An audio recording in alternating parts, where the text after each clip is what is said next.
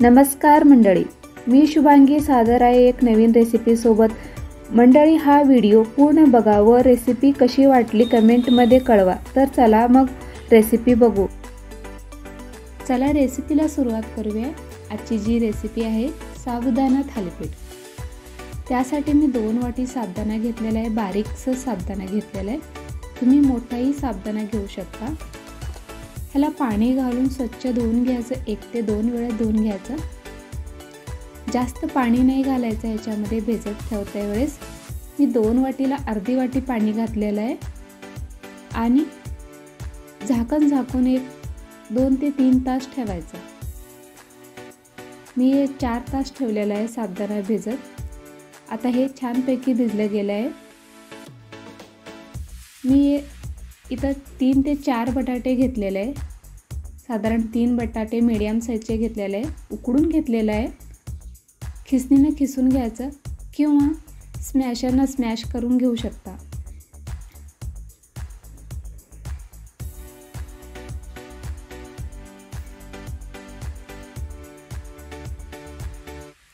सगळे बटाटे खिसून घ्यायचं। मला इथं 3 बटाटे लागले आहेत।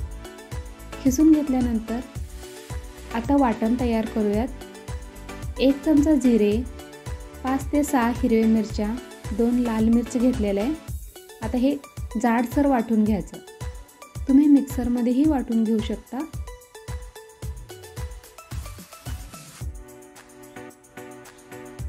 खलबत्त्यामध्ये वाटल्यानंतर टेस्ट खूप छान लागतं। अशा पद्धतीने जाडसर वाटून घ्यायचं। थोडंसं जाडसर वाटून घेतल्यानंतर मी इथं अर्धी वाटी शेंगदाणे घेतलेले। अर्धी वाटी शेंगदाणे भाजून घेतलेले। खूप जास्त भाजायचं नाही शेंगदाण्याला। भाजून घेतलेले शेंगदाणे पण जाडसर वाटून घ्यायचं। यामध्ये खूप बारीकही नाही वाटून घ्यायचं। अशा पद्धतीने वाटून घ्यायचं जाडसर। तुम्ही बघू शकता जाडसर पेस्ट करून घेतलेलं आहे।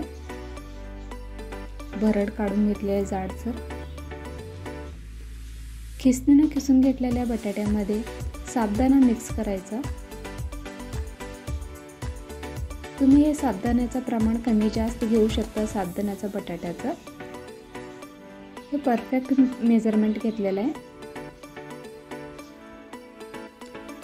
हे मिक्स करून घ्यायचं साबुदाणा बटाटा। जे आपण वाटून घेतलेलं आहे ते पण घालून मिक्स करून घ्यायचं। कोथिंबीर घ्यायची, कढीपत्ता। तुम्हाला उपासाला चालत असल्याने घ्यायचं, नाहीतर नाही स्किपही करू शकता कोथिंबीर। उपवासाचं मीठ घालायचं।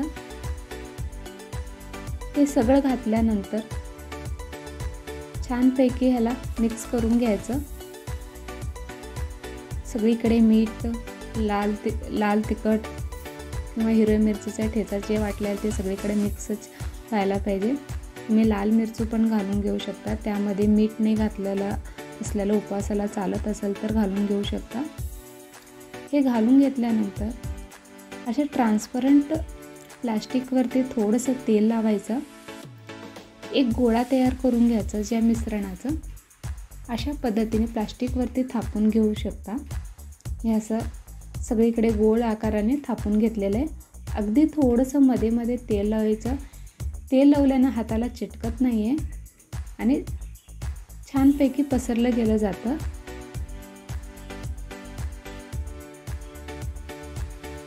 मी अगोदरच गॅसवरती तवा ठेवलेला आहे गरम करायला। अगदी 1 चमचा असं तेल घालायचं। गरम झाल्यावरती जे प्लास्टिकवरचे थापून घेतलेले थालीपीठ अशा पद्धतीने घालून घ्यायचं।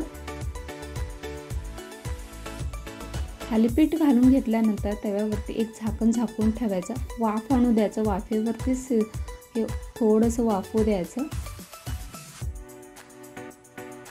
वरती बाजू वाफली गेल्यानंतर ह्याला पलटी करून घ्यायचं। अगदी थोडंसं तेल घालायचं वरती।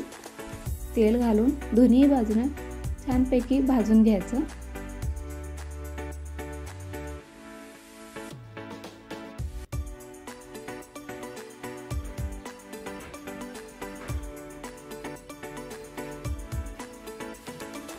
आता हे दोन्ही बाजूनं भाजलं गेलेलं आहे थालीपीठ, तुम्ही बघू शकता। यामध्ये ना थोडंसं लाल मिरची पण घातलेलं आहे, कलर पण त्याच्यामध्ये मिक्स छान दिसायला लागले। तुम्ही हिरवी मिरचीच घालू शकता। अशाच पद्धतीने दुसरा पण मी अजून एक थापून घेणार आहे। अशाच पद्धतीने थापून घ्यायचं, थोडंसं तेलाचा हात लावून गोल आकाराने प्लास्टिकवरती थोडंसं तेल लावून थापून घ्यायचं। तुम्ही ह्या मिश्रणाचे वडेही तळून घेऊ शकता। यामध्ये ना कच्चा बटाटा खिसून घातलं तरी कुरकुरीतपणा येतो वड्याला।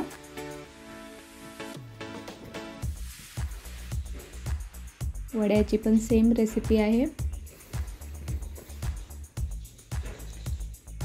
अगदी थोडंसं तव्यावरती तेल घालायचा, जे थापून घेतलेलं आहे प्लास्टिकवरची थालीपीठ ह्याच्यावरती घालून झाकून थोडंसं वाफ आणून देऊन दोन्ही बाजूने भाजून घ्यायचं। नंतर अशाच पद्धतीने सगळ्या पिठाचे थालीपीठ करून घ्यायचं।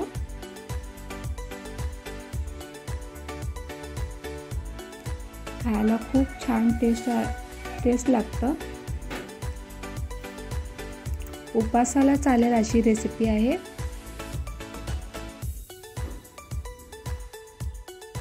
आता मस्तपैकी झालेलं आहे साबुदाणा थालीपीठ। तुम्ही दही किंवा चटणी सोबत खाऊ शकता।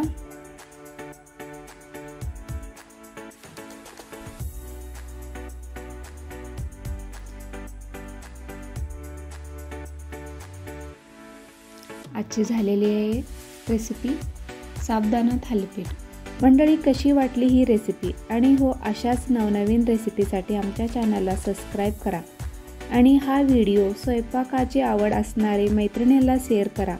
तर मग पुन्हा भेटू एक नवीन रेसिपी सोबत। तोपर्यंत खात राहा, हसत राहा आणि बघत राहा एक चमचा स्वाद।